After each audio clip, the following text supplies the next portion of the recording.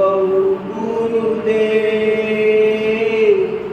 आपा पर परंपरा जो दर्शावै बे बलिहारी गुरु आपणई तिहाड़ी सरहार मानस हुंतौ देव क्यों करतन लगईवा।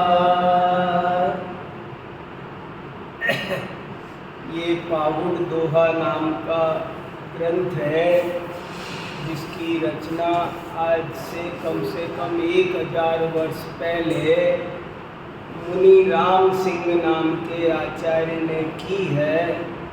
और ये एक अलग ही प्रकार का ग्रंथ है।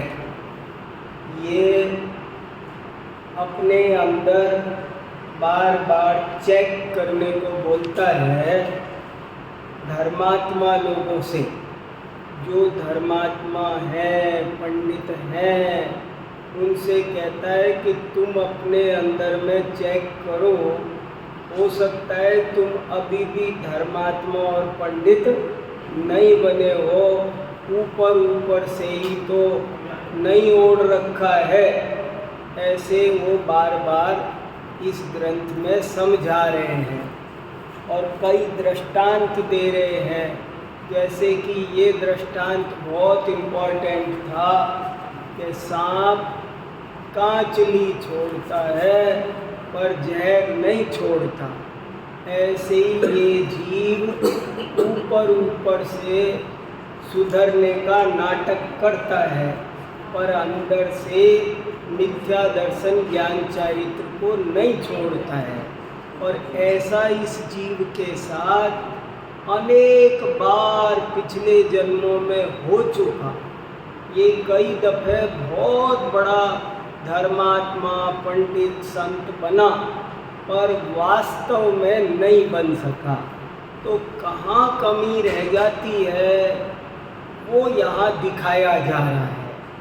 इसलिए बताया जा रहा है कि अब वो कमी हमारे अंदर नहीं रहनी चाहिए। अब हमको वो असली बात पकड़ में आ जानी चाहिए। ये अध्यात्म शब्द का मतलब ही ये है। अध्यात्म शब्द का मतलब है अधि जमा आत्म। आत्मा के अंदर देखो। अधि माने अंदर भीतर जाके देखो। बाहर से बात कुछ और दिखती है, अंदर से बात कुछ और होती है। बाहर में दूध दिख रहा है, घी नहीं दिख रहा है। अध्यात्म ऐसा ही है। दूध 5 किलो है, घी 50 ग्राम है। तो ये वो बता रहे हैं कि जिनवाणी में विस्तार से बहुत कथन किया है पर यदि तुमने सार नहीं पकड़ा तो सब बेकार चला जाएगा। इसलिए सार पर ध्यान दो। तिल में तेल है, ऊपर तुस तुस मत देखो। कीमत उसकी नहीं है, अंदर छुपे हुए दाने की है। ये बात यहाँ बार बार समझाई जा रही है। इसमें लगभग हमने 70 दोहों का स्वाध्याय कर लिया पर अभी पिछले कई हफ्तों से स्वाध्याय नहीं हो सका, ब्रेक हो गया। तो इसलिए थोड़ा सा रिवीजन करने के लिए 5 दोहे पिछले पढ़ लेते हैं, पढ़कर आगे बढ़ेंगे। और ये जो 5 दोहे पढ़ेंगे पिछले, ये केवल दोहराने की बात नहीं है। ये 5 दोहे हैं भी मेरी नज़र में इसके पूरे ग्रंथ के नग हैं। बहुत इम्पोर्टेंट है। जब पढ़े थे तब भी मैंने ये कहा था कि ये बात समझनी है कि हमसे भूल कहाँ रह जाती है। वो भूल यहाँ बताई गई है। कभी हमसे फिर वही चूक ना हो जाए। धर्म के क्षेत्र में नहीं आकर के जीव भटकते हैं, वो तो कोई बड़ी बात नहीं है, लेकिन आश्चर्य तो इस बात का है कि धर्म के क्षेत्र में आकर भी खाली रह जाते। नहीं आए थे तो वो कोई बात नहीं थी, दुनिया भटक रही है वो अलग बात है, लेकिन जो धर्म के क्षेत्र में आए हैं, जिन्होंने जीवन समर्पित कर रखा है, वो भी चूक जाते हैं, उनको भी असली माल नहीं मिलता है। तो क्या कमी रहती है, कहाँ रहती है, वो बात इसमें बताई गई है। इसलिए मैं थोड़े से पीछे से जरा सा चलना चाहता हूँ, 4-5 दोहे पढ़ के। जैसे हम पढ़ेंगे 71-72 से 73 तक हो गया था हमारा। अब थोड़ा सा मैं सोच रहा हूँ 67 में से पढ़ता हूँ। 67 बहुत इम्पोर्टेंट है, बस पढ़ते हैं। हालांकि वो ऐसे दोहे हैं ये कि इन पर कितना भी चिंतन करो उतना निकलेगा, ऐसे ये पीछे के दोहे हैं। देखो क्या कह रहे हैं। जसुमणि निवसई परम पौ सयलई चित चवे, सो पर पावई परम गई आठई कम्मणे। बहुत साफ साफ कहा कि जिसके मन में संपूर्ण चिंताओं का त्याग हो जाता है, वही 8 कर्मों को नष्ट करके परम गति प्राप्त करता है। मैं इस बात पर बहुत चर्चा कर रहा था और फिर ध्यान दिला रहा हूँ, सारी चिंताएं छोड़नी चाहिए कि नहीं, इस पर थोड़ा चिंतन करो, क्योंकि अच्छे अच्छे लोगों को ये बात समझ में नहीं आती है। मोटे मोटे ऊपर तौर से तो कह देंगे, ऐसा दुनिया में कोई नहीं बोलेगा कि चिंता करना चाहिए, चिंता अच्छी बात होती है, ऐसे तो सब भले बनते हैं। लेकिन जब उसका खुलासा करके बात आती है, कोई भी चिंता नहीं करना है। अब ये बात आपको जचती है? कोई भी चिंता नहीं करनी है, कोई भी माने कोई भी। अब ये कोई भी में बहुत गहरा रहस्य है। हमने कितनी एक चिंता छोड़ देते हैं तो दूसरी लाद लेते हैं, उधर की छोड़ आए तो इधर की लाद ली है। लेकिन यहाँ ऐसा भेद नहीं किया कि तुम वहाँ की चिंता छोड़ो, साफ साफ लिखा सयलवी, सारी चिंताएं छोड़ो, तब जाकर के आत्म कल्याण होगा। सारी माने सारी। अब बताओ मुझे, हमारे धर्म की, तीर्थों की, मंदिर की, शरीर की, बच्चों की, इनकी चिंता नहीं करनी चाहिए? मुझे अपने स्वाध्याय की, संयम की तो चिंता करूँ ना मैं? क्या बहुत ऊंची बात है। एक दफे श्रद्धा तो हो, हमें क्या चिंता करना है बताओ? अच्छा, अपने स्वाध्याय की चिंता नहीं रखें? ये तो ये कह रहे हैं कि तुम्हारे चिंता रखने से कोई लाभ नहीं होता है, बल्कि तुमको चिंता के कारण आकुलता पैदा होती है।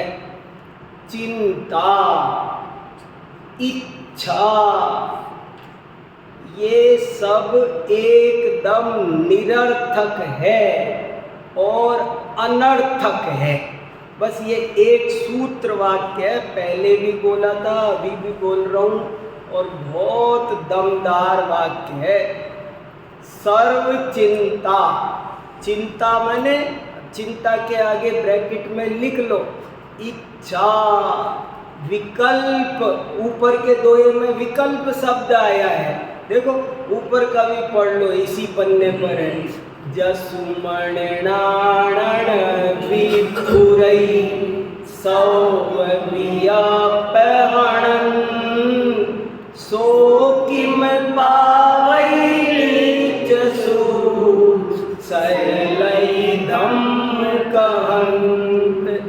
इतना साफ साफ कहा सव्यपहणंत, सारे विकल्पों को हनो, सारे विकल्पों को खत्म करो, तभी तुमको सुख की प्राप्ति होगी। साफ साफ लिखा है ना, सो पावई नित्य सु और सैलई धम्म कहन।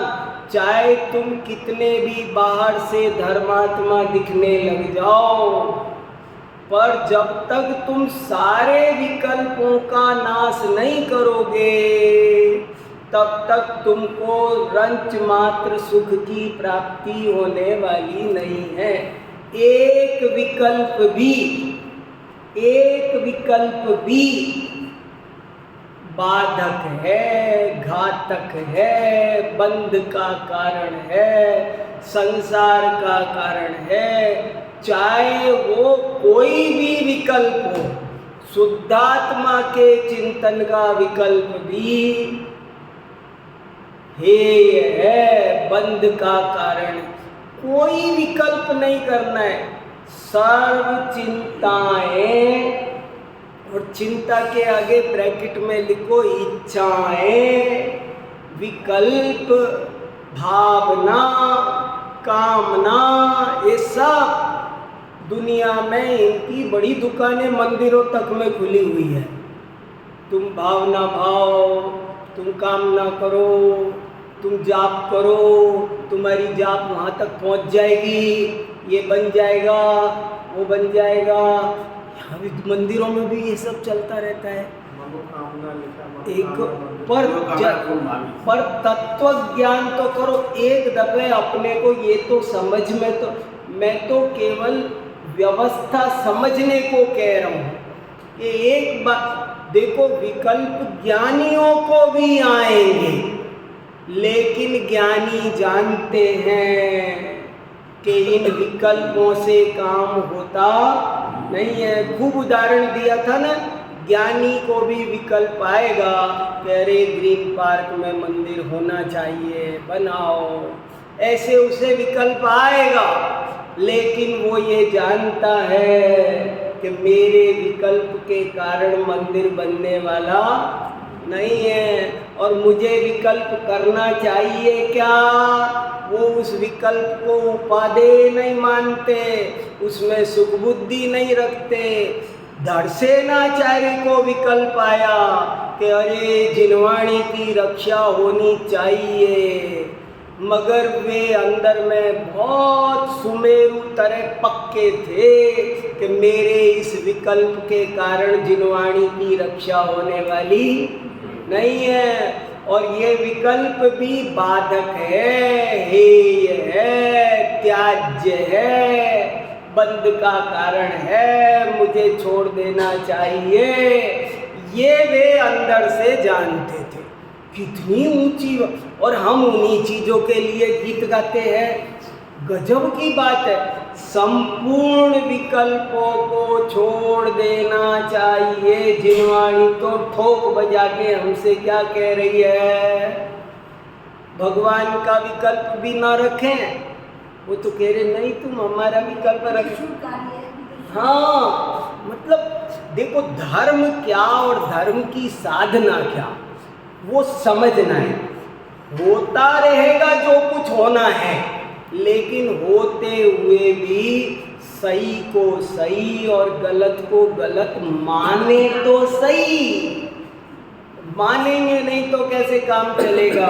इसलिए ये बहुत इम्पोर्टेंट है। अब देखो अगले दोहे में क्या लिखा, अप्पा मेली गुण निलौ अण्ड जुझाई झाड़, बड़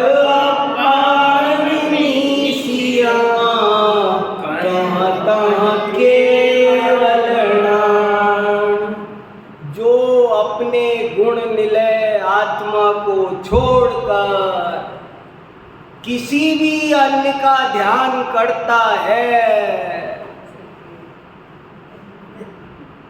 अब इसका मतलब सोचो न, कह क्या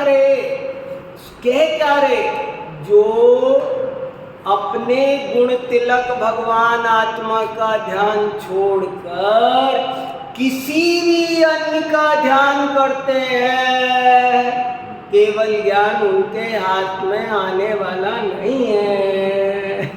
साफ साफ लिखा, वो चूक जाएंगे, मूढ़ है, अज्ञानी है। लोग मूढ़ और अज्ञानी लिखा है, ये जैन धर्म की विशेषता है। लोगों को पता ही नहीं है जैन धर्म क्या है, ये अभी जैन लोगों को पता नहीं। और अभी तो ऐसी आग सी दिखाई दे रही है कि जैन धर्म का उपदेश करने वाले तक भी इन बातों पर ज़्यादा ध्यान देते नहीं है। बहुत स्थिति खराब होती जा रही है।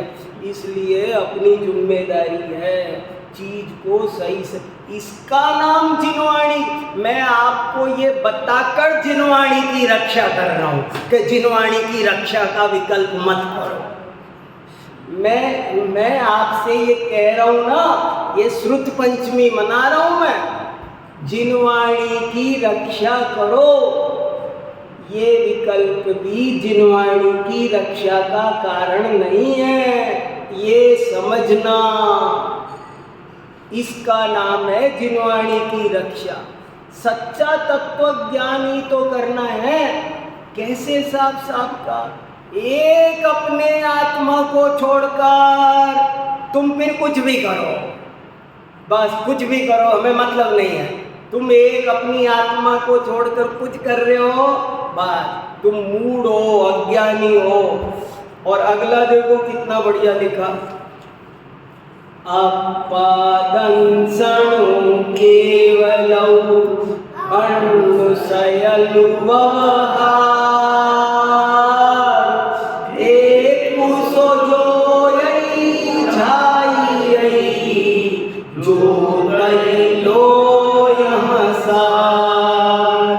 कितना बढ़िया का आत्मा का दर्शन वही केवल है, अन्य सयल व्यवहार। केवल एक आत्मदर्शन का नाम ही केवल लगा। ओनली, यह केवल माने केवल ज्ञान नहीं, केवल माने सिर्फ आत्मा का दर्शन करने का नाम ही धर्म है। अन्न सयल व्यवहार, बाकी सब बातें ये करो, वो करो, मंदिर करो, बंद कल्याण करो, अमुक करो, तमुक करो, सब क्या है? सब व्यवहार, फॉर्मेलिटी है। कोई हमारे घर आए तो यही बोला जाता है आपका घर है, पर वो उसका नहीं है। ऐसे ही फॉर्मेलिटी में तुमको मंदिर जाना चाहिए, तुमको ये करना चाहिए, तुमको वो करना चाहिए, ये सब बातें व्यवहार हैं। परमार्थ, अरे जिनवाणी की रक्षा करनी चाहिए, हम भी श्रुत पंचमी आएगी तो क्या बोलेंगे, लेकिन ये अंदर में समझना कि ये ऐसे ही बोला जा रहा है, व्यवहार है, सब बोला जा रहा है, पर इसमें परमार्थ नहीं है। अपादंसण केवलौ अन्नसयल व्यवहार एक सोजोयई झाइयई जो तैलो यहाँ सार। इस ग्रंथ में भी ऐसे दोहे कम मिलेंगे, ज्यादातर दोहों में तो यही मिलेगा, तूने कुछ नहीं किया, तूने सिर्फ सांप छोड़ा, तूने जहर छोड़ा नहीं, कैचली छोड़ी, पर क्या नहीं किया वो बताने वाले इसमें भी सिलेक्टेड दोहे हैं। इसमें भी बहुत सारी बातें हैं 300 दोहों में, लेकिन वो सब डांटने वाली बात है। बात काम की क्या है जो हमसे छूट गई। हम धर्म के क्षेत्र में आकर कहाँ रह गए कि हमने विकल्पों को उपादेय माना, हमने विकल्पों से काम माना, विकल्पों से सब होता है, उनमें सुख बुद्धि उपादेय बुद्धि मानी, निर्विकल्प दशा पर ध्यान नहीं दिया। ये कमी रह गई, ये श्रद्धा नहीं हुई अंदर से। देखो कितना बढ़िया कहा, 3 लोक में सार तो अपना आत्मदर्शन था, ये करना था और कुछ नहीं करना था। कितनी दफे हम है ना त्यागी बनकर के भी, देखो मुनि किस लिए बनते हैं? आत्म कल्याण, प्योर एंड प्योर 101% आत्म कल्याण के लिए। लेकिन बहुत बार हमारे साथ ये हुआ कि हम फिरे जगत कल्याण में लग गए। अरे जगत कल्याण के लिए नहीं मुनि बना जाता है। एक दफे की बिल्कुल सही घटना है, ये टाइम्स ऑफ इंडिया की चेयरमैन थी नहीं इंदू जी, वो उन्होंने एक मीटिंग रखी थी, 30 साल हो गए होंगे, 28-30 साल पुरानी, मैं दिल्ली आया था तब की बात। तो मीटिंग में उन्होंने कहा सब धर्मों के साधु धर्म प्रचार करते हैं खूब, हमारे दिगंबर जैन साधु। तो मैंने उनसे कहा दिगंबर जैन साधु जगत कल्याण के लिए साधु नहीं बनते हैं, आपको वो कोई काम कराना हो तो हम बैठे हैं ना, क्योंकि औरों के साधु तो हवाई जहाज में बैठते हैं चले जाते हैं। तो मैंने कहा आप क्या चाहती हैं? मैंने उनसे कहा आप क्या चाहती हैं? दिगंबर साधु हवाई जहाज में बैठने लग जाए? जमाना, वो यही चाहती थी। बोले जमाना बदल गया है और अब है ना हमारे साधु संतों को, बोले, और मुझे उदाहरण दिया, बोले देखो वो श्वेतांबरों में नई परंपरा एक शुरू हुई है, वो उनके यहाँ समण समणी बनते हैं, वो जाते, हमारे यहाँ भी। मैंने कहा खबरदार, मुनि व्यवस्था को आप हमारे यहाँ खराब नहीं कर सकते, उसके लिए हम विद्वान बैठे हैं ना, तुम हमें भेजो, हम जाएंगे हवाई जहाज से, कहाँ प्रचार करना है आपको। माने मुनि बनना सिर्फ आत्म कल्याण के लिए होता है, उसमें भी मैं देख रहा हूँ और चारों तरफ ऐसी स्थिति हो। बिल्कुल भागवत में लिखा है मुनि तो मौन ही रहते हैं, ऐसे लिखा है मुनि तो मौन ही रहे, उन्हें तो आत्मा की मस्ती से ही फुर्सत नहीं होती है।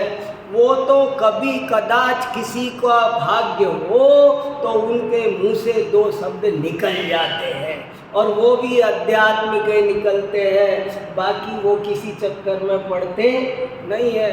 मुनि जीवन बहुत अद्भुत तरीके का होता है। इसलिए देखो यहाँ क्या कहा है, देखो आपादं शरणाणमौ शयलमियन्नुपयात् इमुजाने विनुजोयौ छंदौ मायाजाल।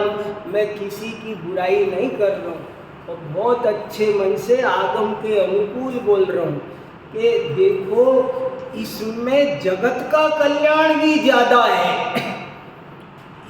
जब आप अपने कल्याण में लगते हैं ना, तो वो जगत कल्याण तो बाई प्रोडक्ट है, वो होता है, आपके करने से नहीं होता, करने से उल्टी गरिमा गिर रही है।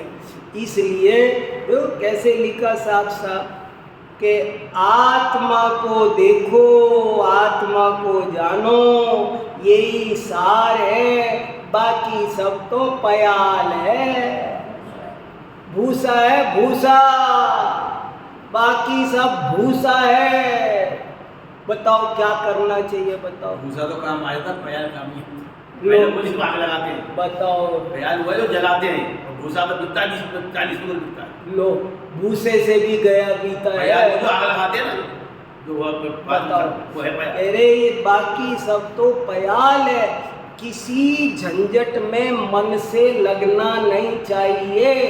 मजबूरी में कभी थोड़ा कुछ हुआ जाए तो बात अलग है, जो चाहता है वो तो बहुत ही गड़बड़ करता है, अपनी आत्मा को नुकसान करके, अपना भाव खराब करके, बड़ी मुश्किल से नाव किनारे पर आती है, यहाँ तक आता है जीव और फिर उलझ जाता है।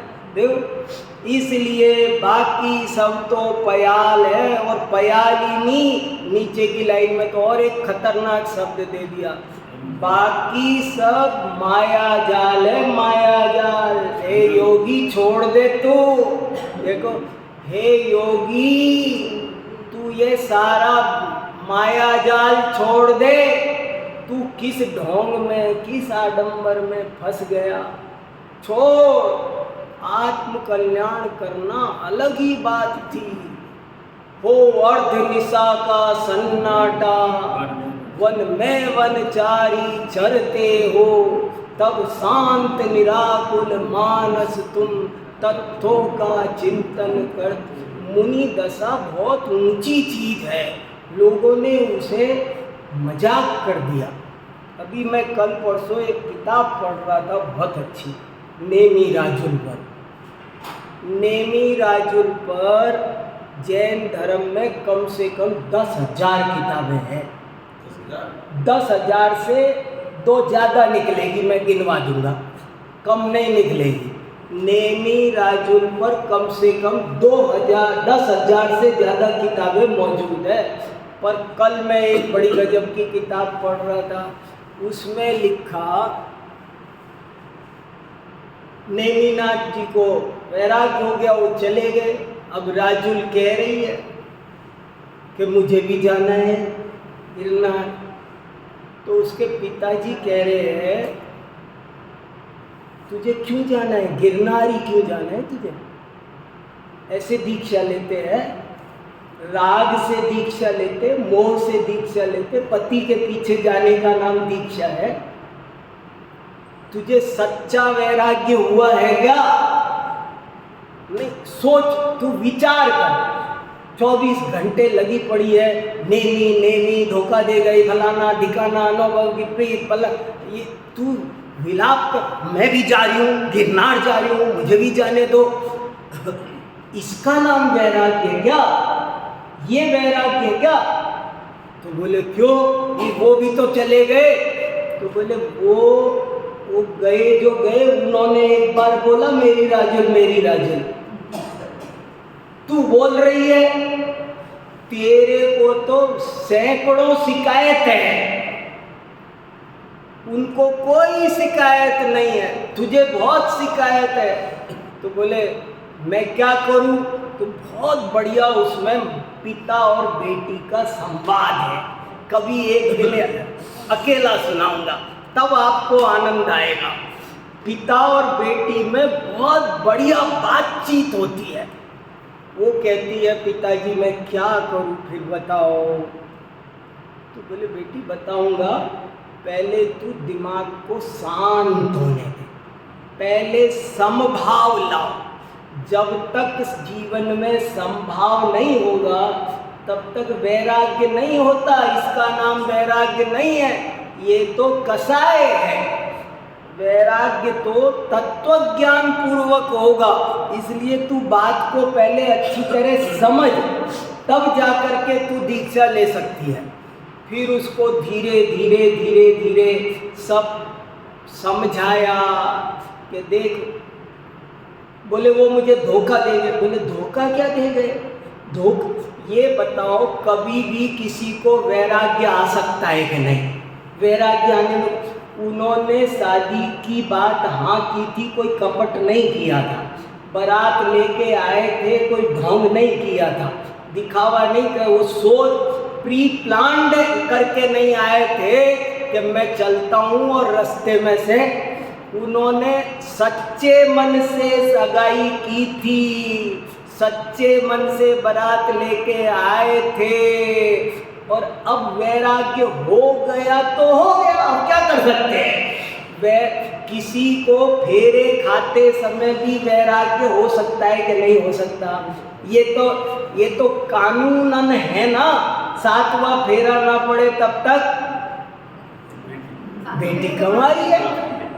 आप फ्री हो, वो फ्री है, तो उनको वैराग्य हो गया। ये गलत क्या हुआ? इसमें गलत क्या हुआ? उन्होंने धोखा क्या दिया इसमें? उन्होंने ऐसी कसम खाई थी क्या मुझे कभी वैराग्य नहीं होगा? सारी दुनिया भी तक जानती थी कि वो अंतिम तीर्थंकर है, सब कुछ है, तो ऐसे नहीं होगा। तो बोले मैं क्या करूं? बोले तू भी बातों को पहले समझ। ऐसे उसे बहुत दिन समझाया और 56 दिन बाद नेमिनाथ भगवान को केवल ज्ञान हुआ।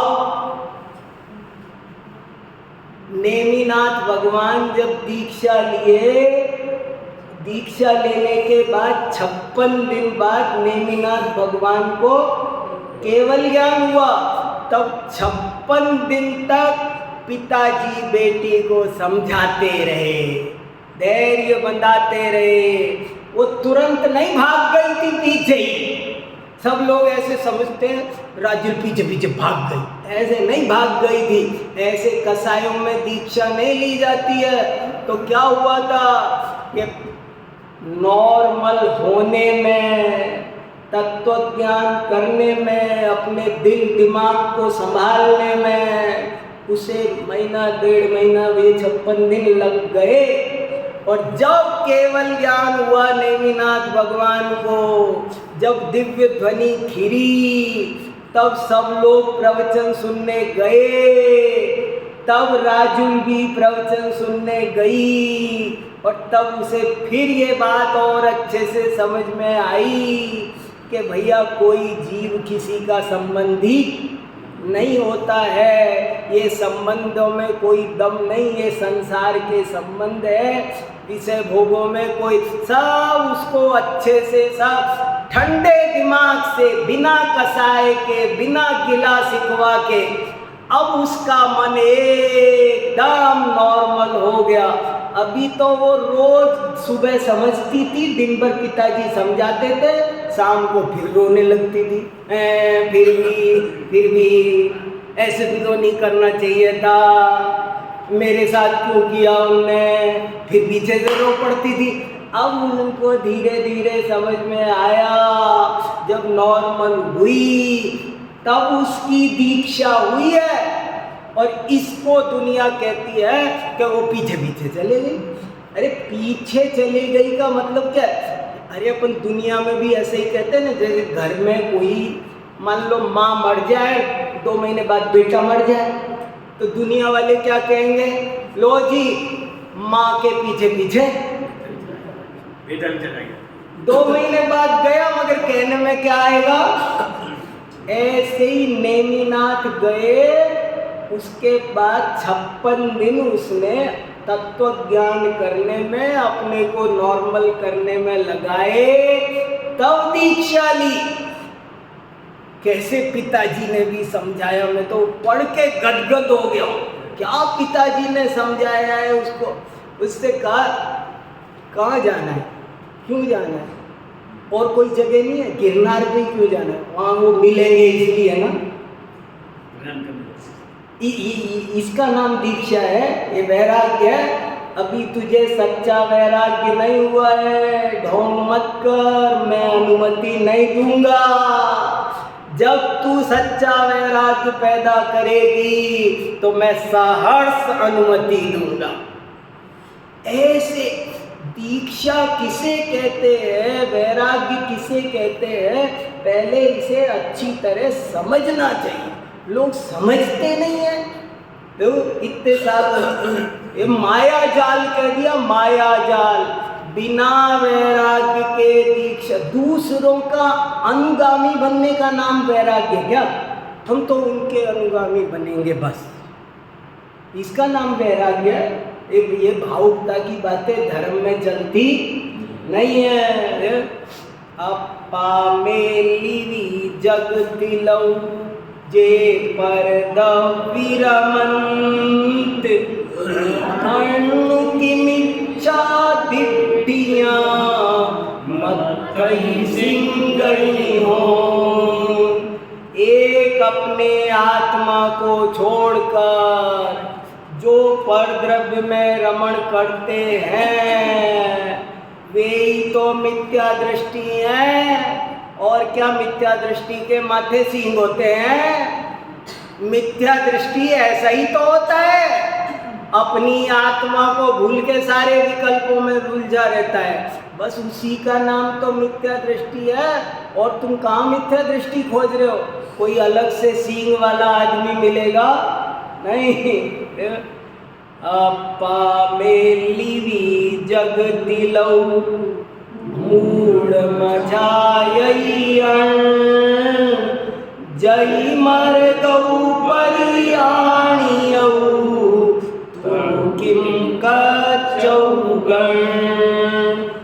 जिसने अगर तूने आत्मा को जाना होता तो तू अन्य पदार्थों का ध्यान नहीं करता, क्योंकि जिसे मरकत मणि मिल जाती है वो फिर कांच का आदर नहीं कर। क्या उदाहरण दिया है, तुझे आत्मा मिला नहीं है, अगर मिल जाता तो फिर तू इन विकल्पों में तुझे रस आता नहीं। तुझे विकल्पों में रस आ रहा है, इट मीन्स तुझे निर्विकल्प आत्मा मिला नहीं है। अगर मिल जाता तो तू अन्य विकल्पों में नहीं रुकता। अरे भला जिसे हीरा मिल गया हो, जिसे पन्ना मिल गया हो, वो कांच के टुकड़े को समेटेगा? कांच के टुकड़े कौन इकट्ठे करेगा? जिसने आज तक हीरा नहीं देखा है। ऐसे ही धर्म के नाम पर विकल्पों का गोदाम कौन भरेगा? जिसे निर्विकल्प अतीन्द्रिय आनंद रस नहीं आया है। धर्म तो समझो, निर्विकल्प अतीन्द्रिय दशा का मेरे को बहुत पीड़ा रहती है जब दुनिया की बातें देखता हूँ ना। क्या जैन धर्म की दशा हो गई है, ये देखता हूँ तो मन बहुत दुखी होता है। कम से कम सही समझो तो सही, श्रद्धा, अरे अपनी गलती को गलती तो समझो। पता नहीं किस किस में लगे रहते हैं। अरे भैया तुम जिन शासन के कर्णधार हो, थोड़ा तो ध्यान दो। देखो कांच इकट्ठे कर करके गोडाउन भर रहे, कांच के टुकड़े इकट्ठे कर रहे। अरे भाई साहब, जिन धर्म तो मरकतमणि है, हीरे पन्ने, ये हीरे पन्ने जिसने देखे होंगे वो कांच के टुकड़े इकट्ठे नहीं करेगा। ऐसे ही जिसने निर्विकल्प आत्मा, देखो जग तिलक, बार बार कह रहे जग तिलक, संसार का सर्वश्रेष्ठ चीज आत्मा है। सुपरिणामई धम्म बड़ असुवई होई अदम, दोई विदेहि विवाद्यौ पावई जीवन जम। शुभ परिणामों से धर्म है, अशुभ परिणामों से अधर्म है। लेकिन जब तुम दोनों को छोड़ दो तो समझो जन्म मरण से रहित होगे, उसके बिना जन्म मरण से रहित नहीं होगे। सई मिलिया सई बियड़िया दोई कम्मणि भान, तरल सहावई पंथियई अणु की गाम बसंत। ये सब संयोग अपने आप मिलते हैं। सई बिलिया स्वयं मिलते हैं, सई बियड़िया स्वयं ही अलग हो जाते हैं। हे योगी, इनका कारण कर्म है, निबंध पक्का जान ले। गारंटी से सारे संयोग मिलते क्यों हैं? इसका पक्का कारण कर्म है, गारंटी है। मिलने और बिछुड़ने का क्या कारण है? कर्म ही एकमात्र कारण है। और सुनो, तरल स्वभावई पंथी, ये चंचल स्वभाव के पथिकों से अन्नु की गाम बसंत। क्या कोई गांव बसेगा? 24 घंटे हमारा ध्यान संयोग वियोग पर लगा रहता है, हाय हाय करते रहते हैं। क्या होता है? किसके किसके कितने संयोग पढ़ो पुराण, कई बहुत संयोग को वियोग में बदलते, वियोग को संयोग में बदलते पल भर तो नहीं लगती। राग को टूटकर द्वेष में बदलते, द्वेष को टूटकर राग में बदलते देर लगती है क्या? कल तक खिलाफ थे, आज पता चला कुर्सी मिलेगी तो जा मिले। 1 मिनट में मिल जाते हैं, 1 मिनट में बिछुड़ जाते हैं। खूब प्रेम से घर वालों से भाग करके शादी करते और फिर लड़ते, फिर भागते हैं। राग को द्वेष में बदलते, द्वेष को क्या है इसमें? इसमें कोई दम नहीं है। संयोग में वियोग में हर्ष विषाद का कोई अर्थ नहीं है। हम जाने कितनी बार किस से इस जगत के सारे परमाणु हमारे संयोग भवन में जी भर घूम चुका, कण कण को जी भर देखा, पर कुछ नहीं, यही सब होता रहता है।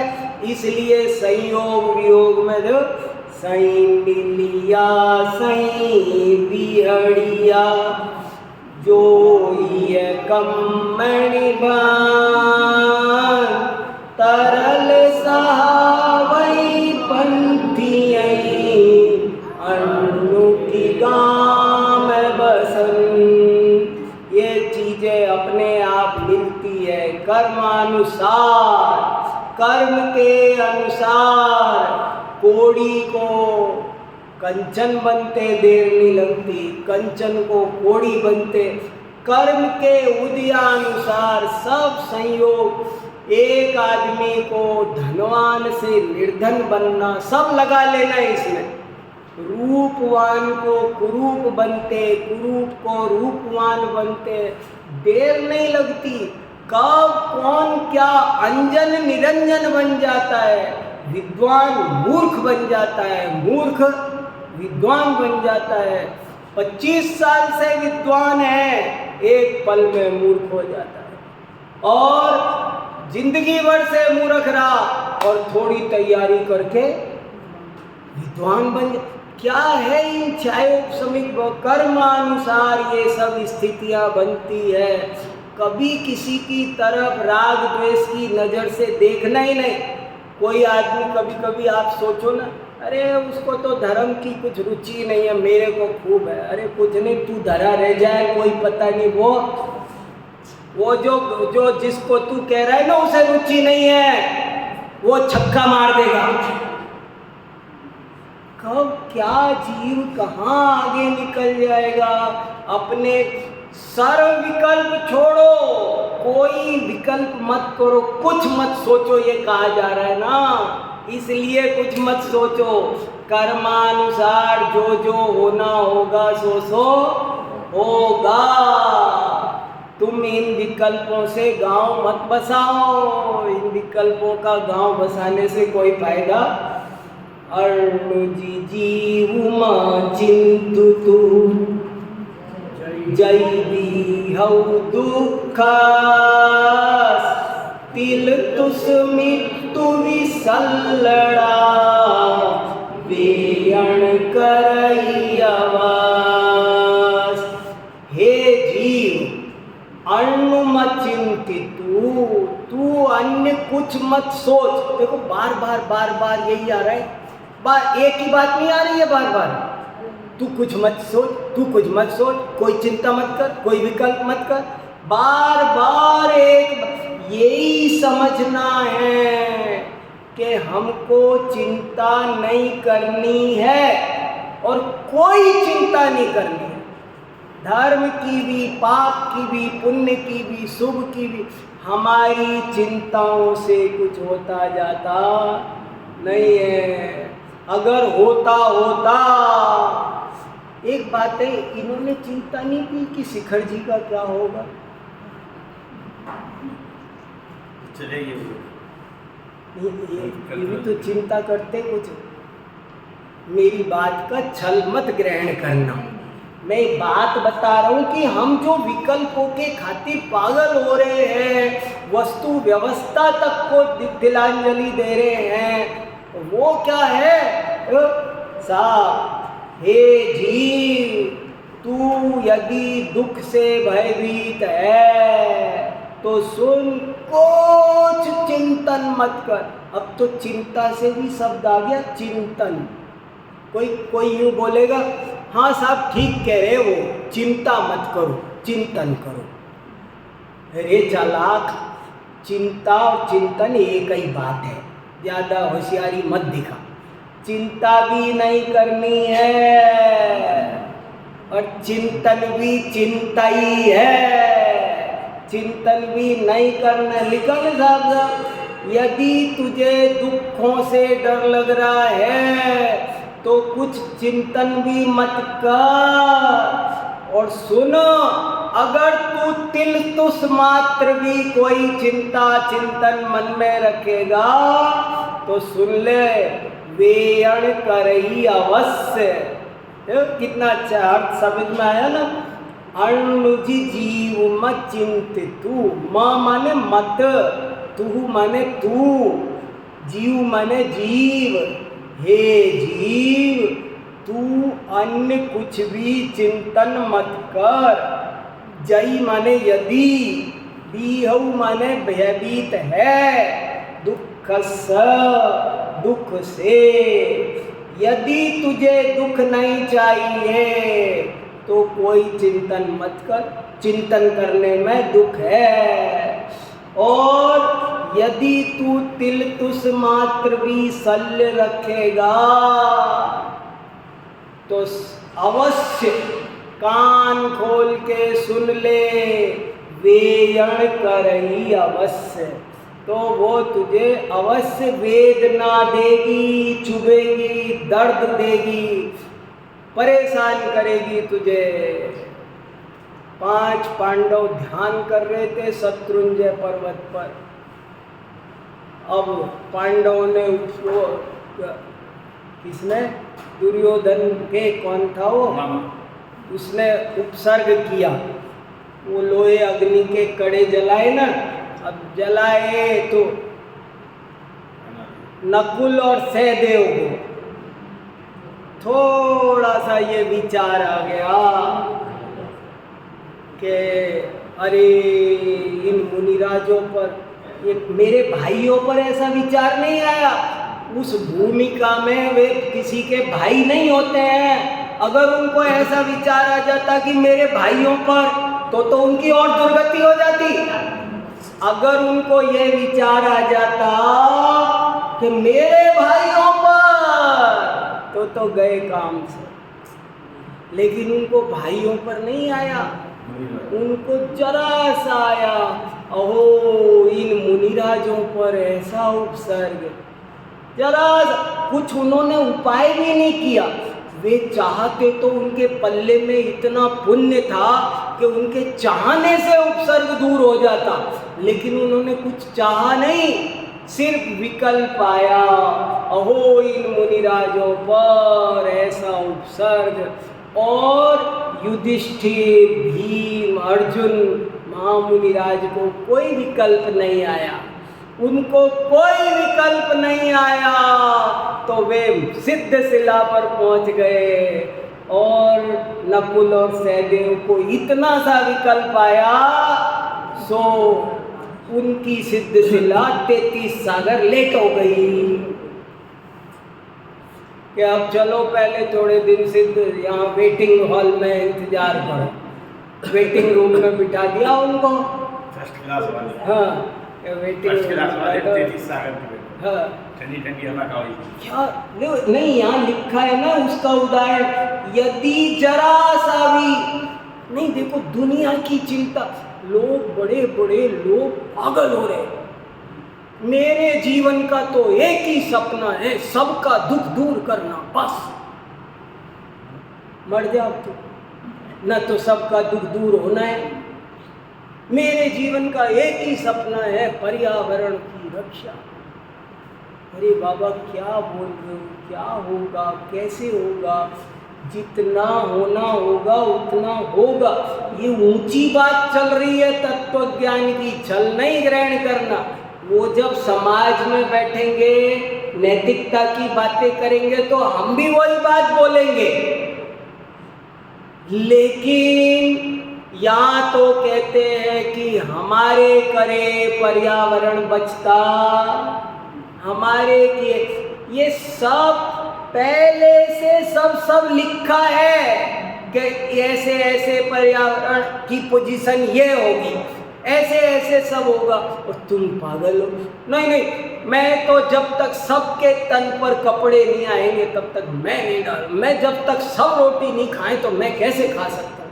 तो तू भूखा रहेगा, सबके पेट में तो जाएगी नहीं।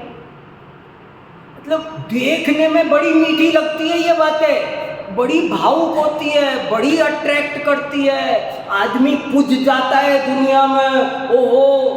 पर जरा सोचो तो, यथार्थ तो सोचो, क्या है वस्तु स्वरूप? क्यों पागलपन छाया हुआ है? अगर ऐसा तीर्थंकर सोचते तो वे कभी मोक्ष नहीं जा पाते।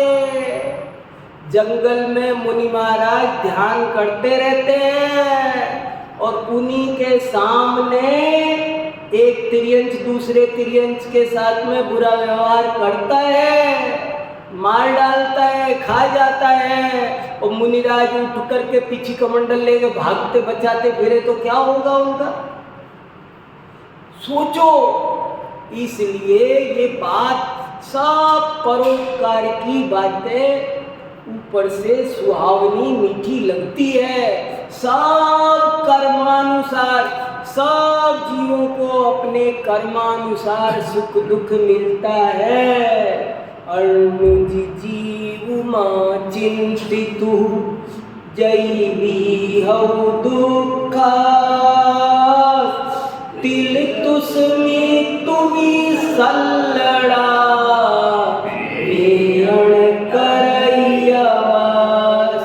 तिल तुस मात्र भी दूसरे की चिंता करेगा तो तुझे तकलीफ होगी। सुन ले, हमसे मत कहना, तुझे तकलीफ होगी।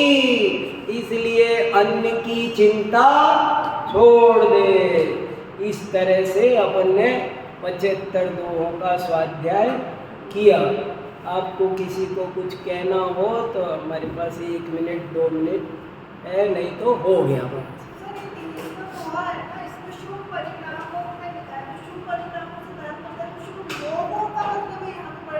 एक ही बात है, शुभ योग कह दो, शुभ भाव कह दो, शुभ परिणाम कह दो, शुभोपयोग कह दो, पुण्य भाव कह दो, कुछ भी कह दो, सारे के सारे व्रतादि कह दो। 2 पार्टी है, एक पाप और एक पुण्य। ये करोगे, हिंसादि करोगे तो पाप होगा, दयादि करोगे तो पुण्य होगा। लेकिन दोनों छोड़ोगे तब तुमको धर्म होगा, जन्म मरण के अभाव करने वाला। ये कहने का मतलब। चलो, बहुत अच्छा। जिनवाणी स्तुति।